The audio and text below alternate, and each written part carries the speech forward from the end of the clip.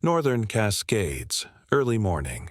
A full-grown grizzly bear emerged from the pine fringe, its gait broken, the left hind leg dragging with each step. There was no noise, no growl, no warning huff, only the crunch of brittle pine needles beneath its weight and the slow, uneven rhythm of pain. The bear did not raise its head. Its body swayed under the strain. Each step looked borrowed. Ranger Theo stood 30 meters off, one hand on his utility strap, the other frozen midair where he'd been reaching for his field scope. He had not moved. The bear had seen him and kept walking. The temperature sat just above freezing. Thin tendrils of mist curled at Theo's boots, rising from damp moss that clung to the lower ground. Behind him, the forest opened into a small clearing where his temporary outpost stood, a canvas structure meant for 2-day soil and scat surveys. It wasn't meant for this. The bear crossed that open space now slowly. Its fur matted around the flank, darkened near the hip where something had torn or punctured deep. Blood had dried there, crusted thick over old scarring. The fur along its back twitched with each step, not from aggression, but from effort. Theo eased one step back, then stopped. The bear didn't flinch. It had no interest in asserting space. It didn't posture, didn't rise. It moved like something was surrendering. In all his years logging migratory patterns and tagging collars, Theo had seen dozens of grizzlies, most at a distance, some too close. This one was different. Its ribs showed faintly beneath the heavy coat. Its shoulders hung low. It didn't belong in the clearing, but it had come anyway. The bear turned slightly, angling toward a low-fallen log near the northern edge. With a strained breath, it collapsed beside it, not lying fully, just settling into a crouch that spared its injured leg. One paw pressed into the moss. The other curled loosely beneath its chest. For several minutes, neither the ranger nor the animal moved. The sun hadn't yet broken fully over the tree line. A gray hush lingered, broken only by the sound of the bear's breathing, heavy, labored, uneven. Theo finally whispered into his radio. Large grizzly, injury to rear left, not aggressive, not moving much. There was a pause on the line, then static. He didn't wait for instructions. None would apply. This wasn't a textbook case. The bear wasn't a threat. It wasn't a curiosity. It was a question no one had trained him to answer. 10 meters between them, then 8. The bear watched him, its eyes low but open. They didn't flash or widen, just held his shape, as if measuring not fear, but presence. Theo crouched slowly, staying still. The wind passed over the grass. A single pine cone dropped, bouncing once on the log. The bear blinked. Its side rose and fell like it was hauling each breath from a deeper place. If it had strength, it would have left. If it had fear, it would have charged. Instead, it stayed. That stillness carried weight, more than just the bear's body. It was the weight of a moment that had no script. Theo knew one truth already. If the leg worsened, the bear wouldn't hunt again. If it moved wrong, it could snap something internal. If no help came, it would die in these woods. That's what was at stake. Not just an animal, but a moment that might not come again. The bear did not rise. It did not run. It only rested its chin on the moss, half watching the ranger, half sinking into the quiet pain that had brought it down from the pines. Theo stayed crouched for minutes that felt longer than they were. The bear hadn't moved since settling by the log. Its body sagged low to the ground, one foreleg stretched forward, the other bent beneath its chest. Every breath came with effort. Not shallow, not rasping, but too heavy for an animal that should have been stronger. Theo raised the radio again, his voice barely above a whisper. "Grizzly's not mobile. Breathing labored. Still no aggression. I'm staying put." The line crackled, but there was no answer yet from dispatch. Maybe it was the ridge, or maybe no one knew what to tell him. The tent flapped once behind him. He didn't turn. The bear's eyes hadn't shifted. It was looking past him now, toward the clearing's center, as if seeing through things. Time moved slowly. The wind had picked up just slightly, carrying the pine scent down from the slope. A crow called in the distance, but the bear didn't respond. It barely flicked an ear. That, more than anything, made Theo's stomach tighten. It wasn't right. Bears this size didn't linger so close to human scent unless driven by something more powerful than fear, something like exhaustion. The bear didn't rise when a squirrel darted near the log, didn't flinch when a pine cone hit its side. Only its chest moved, and even that unevenly. Theo stood finally, slowly backing toward the camp boundary. A simple wire fence ringed the outpost, not for safety, just for awareness. The bear had crossed it without hesitation. Now it lay barely 2 paces from the line. He watched from behind a field crate now, one hand resting on the satchel that held basic meds and protein bars. None of that would help.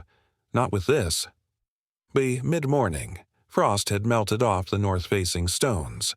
Still, the bear had not moved more than the turn of its head. It had repositioned once, groaning low as it shifted its weight away from the rear leg. The sound was not threatening. It was the kind of sound animals made when alone, a slow release of pain when no other creature was meant to hear. Theo leaned against the post and exhaled softly. "You're hurting, aren't you?" he murmured. The bear did not lift its head. As the sun rose higher, shadows shortened. Flies had begun to gather near the wound. Theo saw one of the dark mats along the hip shift, likely where the skin had broken or been torn. Possibly a snare injury. Possibly worse. Infection was a risk. If the bear's system was already weakening, it explained everything. The stillness, the silence, the strange proximity. Dispatch finally answered just after noon. "Confirm location. Any sign of cubs or others nearby?" He responded quickly. "No cubs. Solo male, injured, non-aggressive, refusing to move." There was a pause. Then quiet acknowledgement. A vet could be contacted, but they'd be hours away, and sedation in the open was dangerous. Nothing would happen fast. Theo set a basin of water just beyond the log and stepped back. He didn't walk away. He waited. The bear didn't lunge, didn't flinch, just stared at the bowl, then slowly blinked. Its muzzle twitched once. Minutes passed. Then, with visible effort, it shifted forward, pulling its body inches across the ground, dragging the swollen leg behind. Its nose touched the rim. I drank. It was a beginning, but it wasn't peace. Theo understood what was at stake. The bear's presence this close, this passive, meant one thing. Its body was losing the fight. If the wound worsened overnight, it might not rise again. If startled now, it could injure itself further trying to flee. That narrow window, between harm and help, had opened, and Theo was standing in it. The bear laid its head back down once more, eyes still half watching. The forest remained quiet. Only the wind moved, brushing through dry needles. Nothing else came, not a warning, not a sign. Just the soft sound of a creature who had not left, and maybe couldn't. By dusk, the light in the clearing had turned amber, stretched long across the moss and dried ferns. The grizzly hadn't moved. Not once. Its position had shifted slightly only when breathing forced its ribs to adjust. The leg, the rear left, had grown worse. What swelling Theo had noticed in the morning had doubled by late afternoon. The joint was misshapen now, the skin pulled tight. In one place, a crack in the fur revealed raw flesh, a weeping wound exposed to the air. Flies had gathered thickly, drawn by the scent of infection. They moved in spirals around the leg, landing and lifting with no resistance. The bear didn't even twitch. Theo had stayed within sight all day, crouched behind his field gear or kneeling quietly against the outpost's cooler bins. He'd avoided eye contact where he could, let his presence settle into the same rhythm as the wind. But now something has shifted. The bear's breathing had slowed. Not calmed, weakened. Every rise of its chest felt heavier than the last. Theo stood and stepped out from behind the bin. The decision wasn't calculated. It wasn't about bravery. It was about need. If the bear didn't drink again, dehydration would set in by morning. If he waited too long, he wouldn't be able to intervene at all. Each hour that passed stole more from the animal than it could replace. He held the water basin in both hands, moving with quiet, deliberate steps. The kind used around newborns or broken creatures, not because it guaranteed safety, but because it didn't provoke fear. The bear's eyes opened as he neared. Its head did not rise, its ears did not flatten. There was no warning posture, no huff. It simply looked at him, not in challenge but in effort. Lifting its head at all seemed difficult. Theo knelt a few feet away, slowly placing the basin onto the earth where the soil was soft. The bear's nose twitched. One large forepaw flexed in the moss, but the rest of its body stayed still. He stepped back, not turning his back, just easing into a crouch where the roots formed a low bench behind him. It took a full minute before the bear moved again. With a groan so low it was almost breathless, it shifted its front body forward. The injured leg stayed behind, dragging uselessly across the ground. The flies swarmed upward for a moment, then settled again.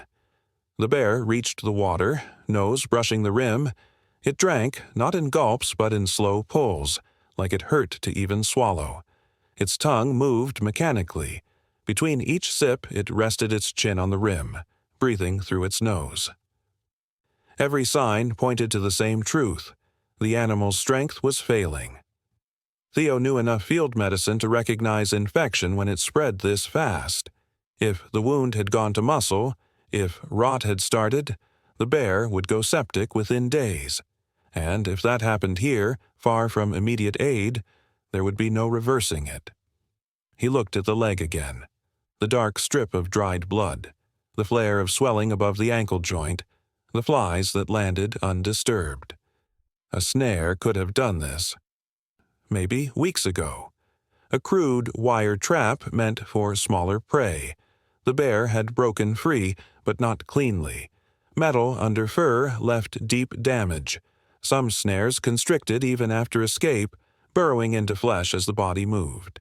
That would explain everything. Theo reached for his radio. Confirmed worsening. Swelling doubled. Likely infected. He's drinking, but nothing else. Still no aggression. His voice was flat. The facts didn't need emphasis. They carried weight on their own. He remained by the root bench as the light deepened.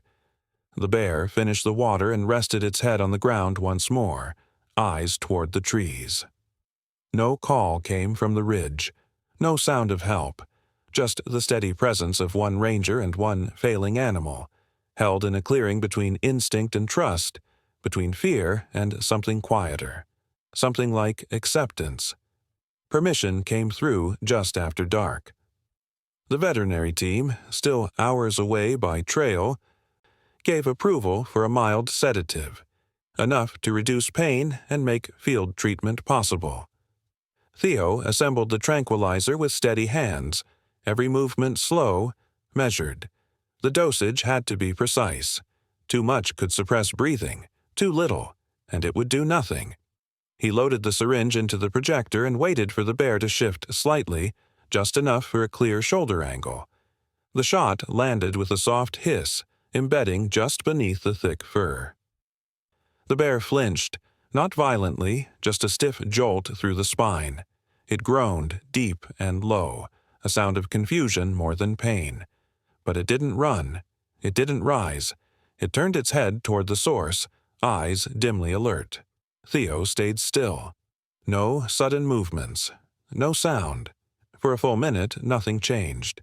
Then the bear exhaled sharply, its body slumping heavier into the ground.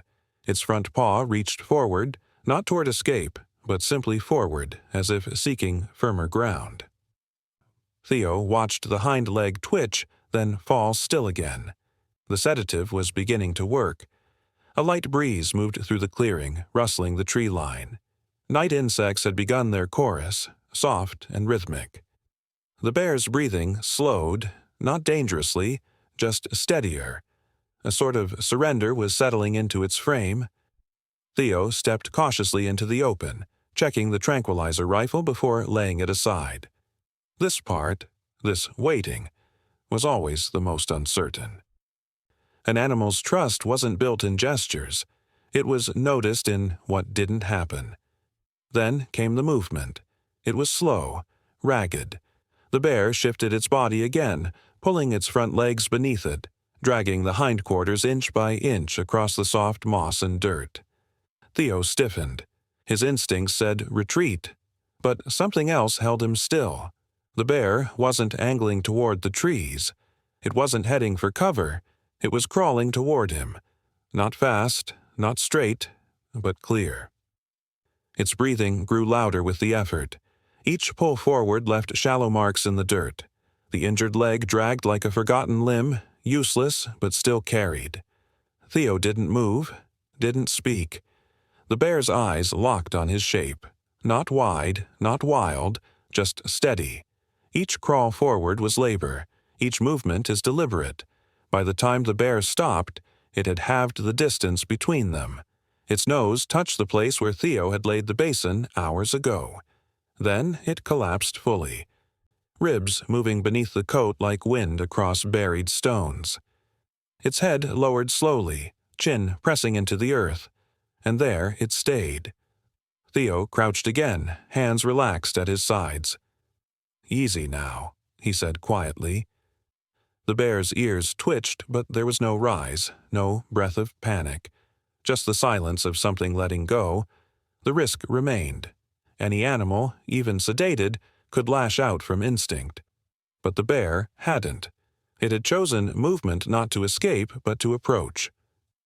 That choice, against its own fear, against its own pain, was clearer than any call. The tranquilizer would last under an hour. When the vet team arrived, there would be work to do, cleaning the wound, checking for systemic damage, preventing the infection from deepening further. But none of that would matter if the bear hadn't stayed. And it had stayed. Not because it was forced, not because it was trapped, but because something in the quiet had made fear fall away. And that, in the deep wild of the Cascades, meant everything. The pine trees stood motionless in the stillness of early night. Their tall silhouettes formed dark pillars around the clearing, filtering moonlight into fractured beams across the moss and dirt. Theo sat near the old log where he had first seen the bear collapse, his knees bent, back against the trunk, the tranquilizer rifle lying untouched beside him. No more injections. No more plans. Just the sound of one large body moving slowly through the underbrush, not with force, but with failing strength. The bear had risen once in the last hour, if only barely, and then folded again. Its head hung low, its shoulders dipped with effort. It was sedated, yes, but not unconscious. Theo could see the eyes glinting in the low light, half closed, barely tracking. The breathing was slower now. Not dangerously slow, but shallow, rhythm lost between cycles. Each inhale sounded like a hill being climbed. The front paws dragged as it moved forward again, each shift scraping dry dirt into soft furrows behind it. It came within arm's reach. Theo didn't flinch. The bear's size was immense up close. Even weakened, its mass seemed to hum with old power. But there was no tension in its approach. No guarding posture. No signs of fight. Just quiet, patient movement, as if some instinct deeper than fear had taken hold. Then it happened. Without warning, without hesitation, the bear stopped, shifted its weight to one foreleg and turned its head toward the ranger's legs. One massive cheek lowered gently onto Theo's thigh. The other side of the head followed, resting fully in his lap. The weight settled like a stone, warm and trembling slightly from within. Theo's breath caught in his chest. He didn't move, didn't speak. His arms stayed loose at his sides, The bear's ear, notched and furred, lay flat against his thigh. Its eyes blinked once. Slow and unfocused.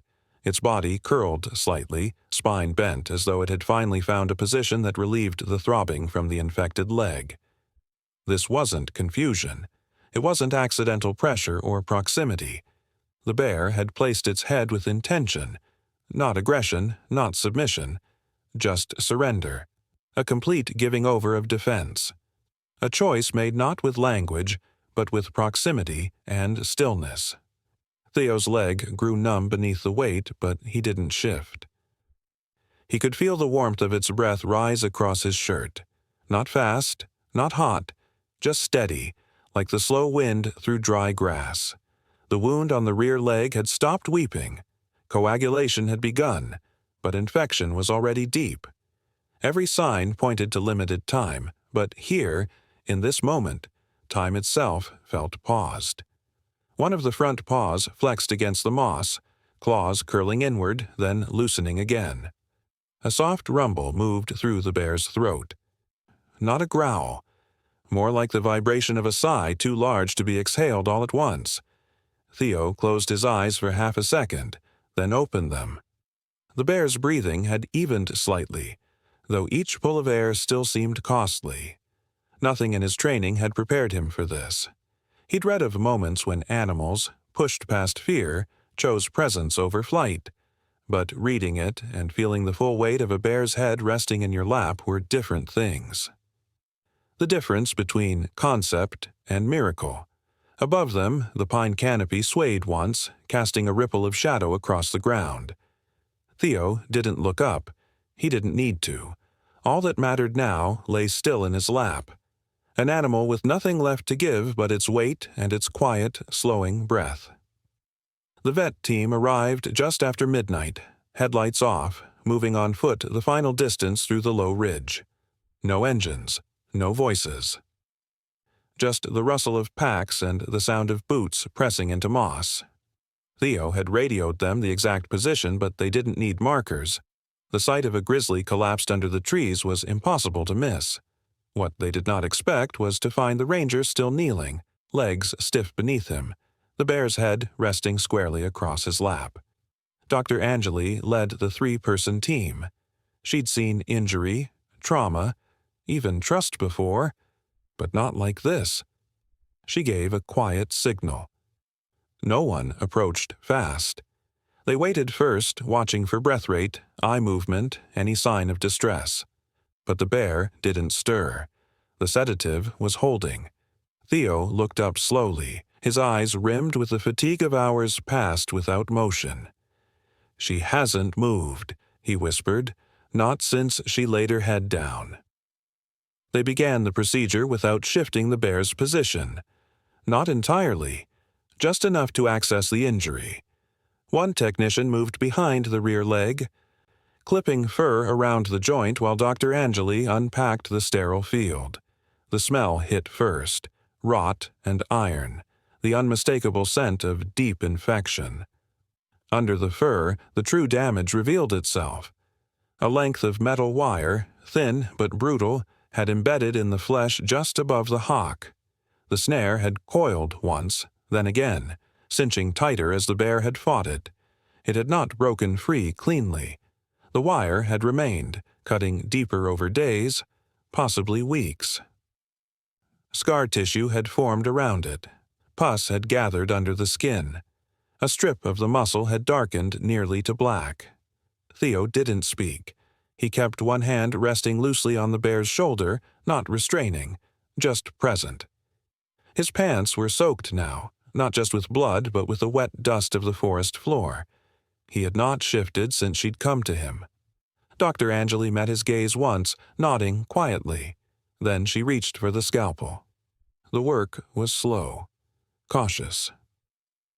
A local anesthetic was injected, though the tranquilizer should have been enough. The vet team moved as one, removing the wire first, then flushing the wound with saline, then hydrogen peroxide. The bear's body twitched once, muscles tensing, but didn't rise. No resistance. only the involuntary flinch of nerves that had been on fire for too long. They packed the wound with antibiotics and stitched only what could be sealed without pressure. The rest would heal open, cleaned daily if she remained nearby. Her temperature had dropped slightly. A heat blanket was placed across her back and fluids administered through a vein near the front paw. Each breath came easier after that, deeper, more natural.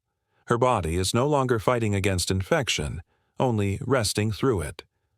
The work took nearly 2 hours. Not a single raised voice, not a single command barked, just motion, breath, and steady pressure. When they finished, the vet team backed away, gathering supplies in silence. The bear's head remained in Theo's lap the entire time. His legs, stiff and shaking now, stayed beneath her. He would not shift until she did. "If she survives the night," Anjali said quietly, "she might make it. But she'll need food soon. Clean water, shelter." Theo nodded. He didn't look away from the bear's face. The forest pressed in gently again, the sounds returning. Frogs low in the distance, wind turning through the canopy. No light above, but stars, barely visible between branches. The team packed up, leaving one small case behind. Antibiotics, rehydration salts, clean gauze. Theo would stay until dawn. Beneath the trees, where pain had brought her and patience had kept her, the bear lay still. Cleaner now, stitched, trembling less. And Theo, still kneeling, felt the warmth of her breath once more against his ribs. The moon had shifted west, laying a silver path across the forest floor when the bear stirred again. The vet team was long gone, having left just before dawn, their boots brushing quietly over moss and root. Theo remained, back leaned against the same tree, knees stiff, hands numb from stillness. The field blanket had fallen halfway from the bear's side during the night, but she hadn't moved until now. It began with a twitch in the forepaw, claws flexing slightly against the dirt. Then a shudder passed through her shoulder, not violent, but deep, a signal that her body was beginning to re-enter itself. Her head shifted on Theo's thigh, heavy at first, then slowly rising. The loss of weight made his leg tingle sharply with returning blood flow. He didn't move. He only watched. The bear opened her eyes, not wide, not startled, just enough to blink at the filtered morning light moving between the trees. Her breathing had grown quieter over the hours, steadier, no longer punctuated by pain. She blinked again, slowly, and lifted her head higher, then let it fall gently beside his hip, no longer using him for rest, just presence. A few minutes passed before she tried to rise. Her front paws pressed against the earth, trembling with strain. The hind leg dragged slightly, still raw around the stitched wound, but no longer swollen to twice its size. It took her 3 tries to lift her full weight. Each motion was measured. She didn't grunt or moan, only moved with the kind of discipline pain teaches. When she stood, she didn't tower. Her posture was low, uncertain, head lowered, shoulders rounded forward. But she was up. That alone was enough. Theo shifted now, only slightly, adjusting his legs beneath him as feeling returned. He didn't reach out, didn't speak, just met her gaze when she turned to him. A slow arc of her massive head, her eyes blinking once more. There was no tension in her stare, no edge of panic. Only the blank weariness of a creature that had passed through suffering and emerged still upright. Then, quietly, she exhaled. It wasn't a huff or a warning. It wasn't the low moan she'd made when sedated. It was something softer. A slow, long breath through the nose, as if the weight in her chest, tight for days, had finally loosened. A breath not of fear, but of release. Theo felt it move through the morning air like a thread being cut loose from the knot of the night. She turned after that. Not fast, not bold. Just a pivot of her front paws, a cautious shifting of her back leg. Every step came with effort, but not with pain sharp enough to halt her. She didn't look back. She didn't need to. Her body moved slowly across the clearing, each step flattening the grass Theo had walked a dozen times in the last 2 days. She passed the basin, now tipped on its side, and the bed of crushed moss where she had first collapsed. Theo stood, knees resisting, hands dust-covered, and watched her go. He didn't follow. At the edge of the pines, where the tree line darkened and the slope dipped away from view, she paused. Her shoulders rose and fell again. Then she stepped into the trees, branches parting like slow breaths around her. The clearing grew quiet again. But it was a different kind of quiet. Not the silence of waiting, but the quiet that follows survival. One soft wind passed through, rustling the leaves above, and somewhere deeper in the woods, a jay called low and sharp. Nothing answered. And still Theo remained, the warmth of her breath still clinging faintly to his clothes. 3 days passed with no sightings. The clearing remained still, the moss settling back into place where the weight of the bear had pressed it low. Theo stayed on, logging notes each morning, checking the perimeter, and walking the tree line in quiet intervals. The days were warmer now, soft sun spreading through the thinning clouds. But the chill still lingered in the underbrush at dawn. He wasn't waiting exactly, just present, in case the story wasn't finished. On the 4th morning, just before sunup, he noticed them. Tracks, faint but fresh, crossed the northern edge of the clearing where the pine roots broke the soil in thick veins. They were wide, deep in the heel, shallower at the front, a rear paw compensating for the weakness of healing muscle. The gait was uneven, but not staggering. It wasn't the mark of an animal fleeing. It was the slow trail of one that had returned, not for safety, but for knowing. Theo knelt by the prints, touching the edges where dew still clung.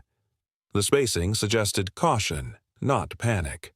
Each step had been placed carefully, the root looping once near the canvas outpost, then arcing toward the same hollow where she had first collapsed. He followed slowly, tracing the line of movement until it reached the edge of the log near camp. The basin was there. Not tipped, not scattered, just shifted. Moved a few inches from its place as if brushed gently aside, not by wind or accident, but with intention. It hadn't spilled. The water, collected from last night's rainfall, is still held in the shallow bowl. One clear paw print pressed into the soil beside it. Theo crouched and ran his fingers along the rim. The plastic edge was damp, faintly smudged. It wasn't a feeding sign. She hadn't come for food. There was no digging, no claw marks. Just the basin, adjusted, like something remembered and then acknowledged.